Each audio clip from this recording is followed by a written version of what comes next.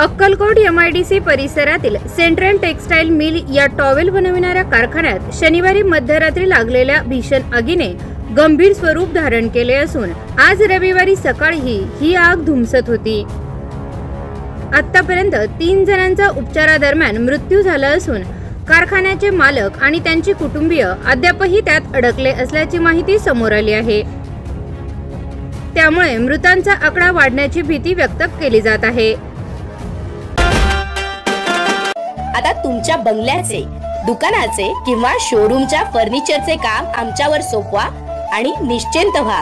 हो निश्चिंत व्हा।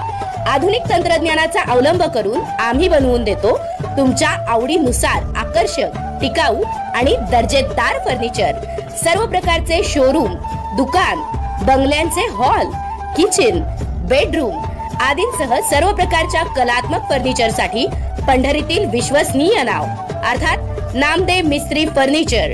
प्रोप्रायटर परमेश्वर नामदे अर्थात नामदे मिस्त्री। संपर्क मोबाईल नंबर 99 60 17 35 10। ही घटना शनिवारी पहाटे 3च्या सुमारास घडली। कारखान्याच्या आत टॉवेल तयार करण्याचे साहित्य मोठ्या प्रमाणात असल्यामुळे आग वेगाने पसरली। परिसरात धुराचे मोठे लोट पसरल्याने नागरिकांमध्ये भीतीचे वातावरण निर्माण झाले। स्थानिकांनी तत्काळ 108 वर फोन करून घटनेची माहिती दिल्यानंतर आरोग्य यंत्रणा आणि अग्निशामक दल घटनास्थळी दाखल झाले। आगीची तीव्रता पाहता सोलापूर महापालिकेचे अक्कलकोट, पंढरपूर, चिंचवड MIDC आणि NTPC येथून पाण्याचे बंब मागविण्यात आले। मात्र कारखान्याची रचना व साइड मार्जिन नसल्यामुळे आग विझवताना अडथळे निर्माण झाले। अग्निशामक दलाच्या गाड्या जागोजागी अडकून पडल्या असून कामात विलंब झाला। दरम्यान कारखान्यातून 3 जणांना अग्निशामक दलाने बेशुद्ध अवस्थेत बाहेर काढले होते।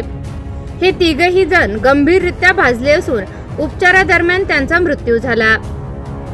मृतांची नावे अद्याप स्पष्ट झाली नाहीत। मात्र यात आणखी 4 जण अडकले असल्याची माहिती समोर आली आहे। आत अडकल्यांमध्ये कारखान्याचे मालक उस्मान भाई मंसुरी वय वर्ष 78, अनस मंसुरी वय वर्ष 24, शिफा मंसुरी वय वर्ष 23 आणि 1 वर्षाचा युसुफ मंसुरी यांचा समावेश आहे।